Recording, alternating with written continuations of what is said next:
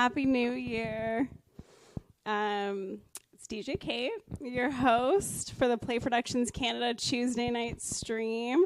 Tonight there's no guest DJ, but we are doing things a little bit differently. So moving forward, we want to take a little bit of time at the beginning of each Twitch stream to get to know the artists through a pre-show. So I'll be posting these pre-shows on the Play Productions Canada YouTube page afterwards, probably the next day on the Wednesday. And so just to give you a little bit of background on moving my stream to Play Productions. Play Productions is an organization that I started last year with the intention of supporting local artists and elevating female and underrepresented voices in electronic music.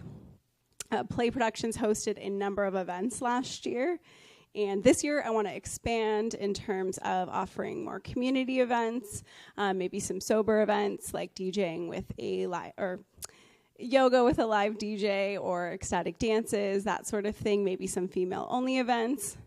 And I also want to grow this Twitch community to support local artists as a place for them to play and gain some exposure. And I want to start offering resources, likely in the form of a blog or short-form content, YouTube videos, with a focus on information for new artists and supporting artists' mental and physical health. So those are some upcoming ideas.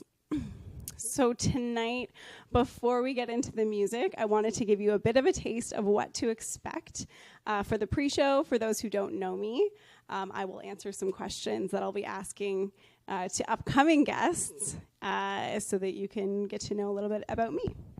And I will be keeping an eye on the chat as we go. And then as soon as we're done with the questions, then I will jump into the music. And we've got some fun music planned for tonight. I will be playing some tech and bass house, a bunch of my favorites from the past year. So from kind of the top hits of 2024. Okay, so first question is, how long have you been DJing for and how did you get started? So I've been DJing for about 2 years now. I was at a birthday party for my good friend Richard K, and he showed me kind of what he was doing at the party on a pretty basic controller, and I was like, oh, that's what you're doing? I thought that was so cool. So I ended up hopping on, and I was playing, I'm sure, off badly for a couple hours, but I was having so much fun and people were dancing, so it was a great start. And from there, I went home and I bought my own little Pioneer controller. And a few months later, I threw a party at my own house so that I could DJ for my friends. I have a background in music, so it was fairly easy to pick up initially. And I do think it is easy to learn, but it's hard to master, I think, and do really well. It takes time and it takes practice. I still have a ton of learning to do. And I don't think the learning really ever ends because there's always new equipment and everything like that. But that's why I love this Tuesday night. It's a great opportunity where I can play B2B with new guests and play new genres. And it's a good learning opportunity for both of us. So in terms of my background in music, I started dancing when I was probably 3 or 4 years old. I danced competitively, and then I went to, until I went to university, and I started singing when I was fairly young as well, and competed in singing as well. And then I went on to university for opera singing, and I did that for a few years. My family is pretty musical as well. My mom and my dad both played guitar. My mom taught guitar, and my brother played violin, piano, and sings. So I guess he still does all of those things. I don't think he plays violin as much anymore, but he used to teach. At one time in high school, my boyfriend was teaching guitar at a music studio. My brother was teaching violin there, and I was teaching voice there. So that was kind of cool. And then after high school, I ended up joining a community choir with my mom and my brother. And I was in that choir for, 5 years, 7 years. I was there for a long time before I moved to London. So I don't know if they consider electronic music to be real music, but obviously I definitely do. So I've been learning production the past year and trying to put my background in music to good use, and all that money that my parents spent on those years of lessons and exams and university. Okay, my next question is, what's your favorite genre to DJ, and what are you going to be playing tonight? So this is what I'm going to be wanting to ask DJs so that we get an idea of the kind of music that they like, what they like to DJ, and maybe what they listen to at home. So I love all genres of electronic music. I've been going to festivals for years. I love bass music, house, techno, everything, and I love playing a variety. I really love house music, specifically like tech house, bass house, and then I also really love melodic techno. So those are kind of my favorite genres to play. And recently I've launched a new project called Dark Queen, and that is to support my love of melodic techno and dark progressive and psytrance. So I'm planning to start on a Thursday stream on this channel, probably within the next week or so, under that alias. And Matt likes to listen to T Swift. T Swift is great. I know you probably don't listen to T Swift, Matt, but you're missing out. In terms of what I listen to music at home, I actually listen to more chill music. I've been listening to a lot of jazz music lately, and country music in the car because I find it really relaxing. And I like to keep the top 40 station on here and there, just so I can keep on top of what's popular, because I don't always know. So my next question would be, who are your musical inspirations, or who do you have a lot of respect for? So for me, my biggest musical inspirations are females in the industry, so artists like Closey, Zingara, Pretty Pink, Miss Monique. But I take my inspiration from all sorts of art. Mikey's laughing at Matt in the chat. I love it.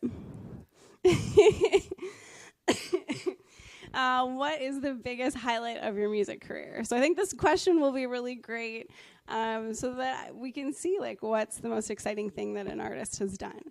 So for me, this would have been going to Amsterdam last year as part of Modern Agenda's Ladies I Admire series. And the artists I met were incredible. It was so inspiring.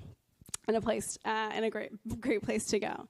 And for sure, Matt, playing with Matt Lennon was one of my highlights as well, always. What do you love most about the scene, and what's something you would like to change if you could? Okay, thank you, Matt. Thanks for stopping hijacking. What do I love most about the scene? Okay, and the London scene specifically is the community and how supportive that everybody is. That's, I think, really important. I've made so many good friends along the way, so that's been really important. If there's one thing I could change, it would probably be around the drug culture and how it permeates electronic music. I've seen that take a hold of people's lives and really pull them away from the music and bring them to a dark place. So that's just tough to see. And I'm not anti-drug or alcohol or anything, but I do find that I do think they may be cultivating like more intentional or safe spaces is always something that could be a positive. What's a mistake you see a lot of new DJs making? And what advice would you have for DJs who are just starting out? And I think this will be good to ask people, because then I'll find out some good answers for myself as well. But I think that for me, what I've noticed is a lot of DJs feeling like they have to be perfect before they start playing a set, or before they start playing anywhere. They think they have to be so good.